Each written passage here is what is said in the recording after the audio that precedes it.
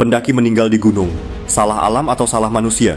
Setiap tahun, berita duka dari gunung terus berulang. Seorang pendaki ditemukan meninggal. Kadang karena hipotermia, kadang karena tersesat, kadang karena jatuh ke jurang. Tragedi ini selalu memunculkan pertanyaan besar. Siapa yang salah? Apakah gunung yang ganas? Ataukah manusia sendiri yang terlalu meremehkan? Perdebatan ini tidak pernah selesai. Dan hari ini, kita akan membedahnya dengan jujur. Gunung tidak pernah berniat membunuh. Gunung hanyalah gunung. Ia berdiri kokoh ribuan tahun tanpa niat jahat, tanpa keinginan membuat siapapun meninggal. Cuaca bisa berubah drastis. Suhu bisa anjlok di bawah 0 derajat. Longsor bisa terjadi kapan saja. Jalur yang siang tadi kering bisa jadi lumpur licin malam harinya. Semua itu bukan kesalahan gunung, melainkan hukum alam. Alam netral, tidak pernah memilih siapa korbannya, tapi manusialah yang memutuskan untuk datang, menantang, bahkan menaklukkan gunung. Jadi, adilkah menyalahkan gunung saat tragedi terjadi? Kesalahan pendaki yang fatal. Fakta di lapangan menunjukkan, sebagian besar pendaki meninggal bukan murni karena kemarahan gunung, melainkan karena kelalaian manusia sendiri. Berapa banyak yang mendaki tanpa membawa jaket tebal? Berapa banyak yang menganggap air minum dan makanan hanyalah beban? Berapa banyak yang memaksa naik meski tubuh sudah kelelahan?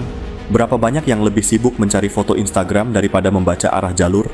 Di banyak kasus, pendaki yang meninggal ditemukan hanya beberapa ratus meter dari pos atau camp. Artinya, mereka bisa selamat jika saja lebih siap, lebih waspada, dan lebih rendah hati. Gunung memang liar, tapi seringkali manusialah yang memperbesar risiko dengan keputusan-keputusan sembrono ketika alam tak bisa dilawan. Namun, tidak semua tragedi bisa ditimpakan pada kelalaian manusia.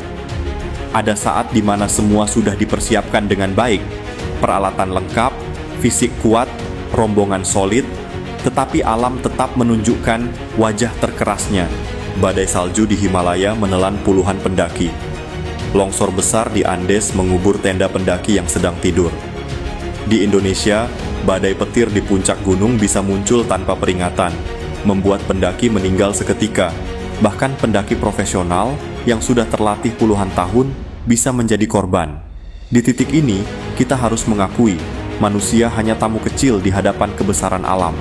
Seberapapun kita siap, ada momen ketika alam tetap jauh lebih berkuasa. Kenyataan pahit di balik tragedi.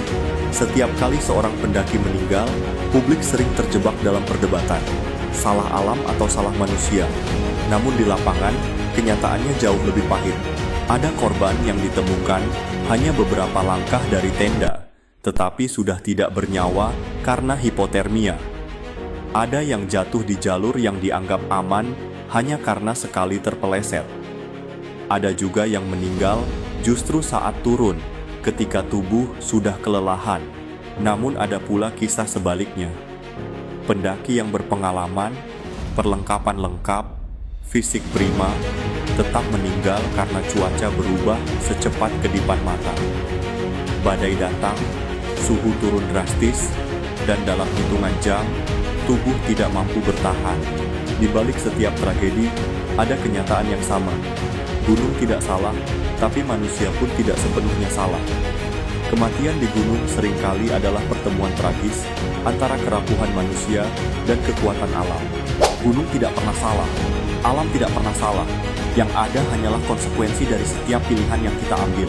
Ketika seorang pendaki meninggal di gunung, pertanyaan sebenarnya bukan lagi, apakah salah alam atau salah manusia? Pertanyaan yang lebih tepat adalah, apakah kita benar-benar siap menghadapi gunung atau hanya sombong menantangnya? Mendaki bukan tentang melawan alam, melainkan berdamai dengannya. Yang meremehkan, yang terlalu egois, yang hanya mengejar puncak tanpa persiapan, seringkali harus membayar dengan nyawa. Gunung akan tetap berdiri megah, kokoh, dan abadi. Sementara manusia, bisa jadi nama kita hanya tinggal catatan singkat di berita tentang seorang pendaki yang meninggal di pelukan gunung.